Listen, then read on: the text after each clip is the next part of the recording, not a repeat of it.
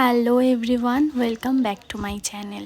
অনেক দিন পর আবার চলে এসেছি তোমাদের সাথে একটা মিনি ব্লগ শেয়ার। কিছুদিন আগে গিয়েছিলাম তারাপীঠ মায়ের মন্দিরে দর্শন করা। তার আগের দিনকেই পৌঁছে গিয়েছিলাম তারাপীঠ, যেহেতু রাত হয়ে গেছিলো তাই আর পুজো দিতে যাইনি। সকালবেলায় স্নান টান করে রুমের মধ্যে শাড়ি টাড়ি পরে আমি মিষ্টি দি আর প্রিয়াঙ্কা দি মিলে পুজো দিতে গিয়েছিলাম।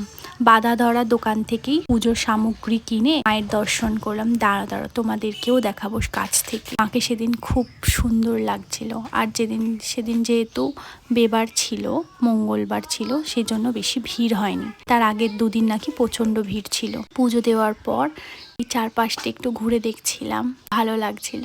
অনেক দিন পর আবার আসতে পেরেছি। আর জানো তো, আমার কোনো অনুষ্ঠান হলে বা কোনো মন্দির বা বাড়িতে কোনো পুজো হলে আমার না শাড়ি পরতে ভীষণ ভালো লাগে। তারপর পুজো দেওয়ার পর মিষ্টি দিয়ে ওখানে সকলকে প্রসাদ বিতরণ করছিল।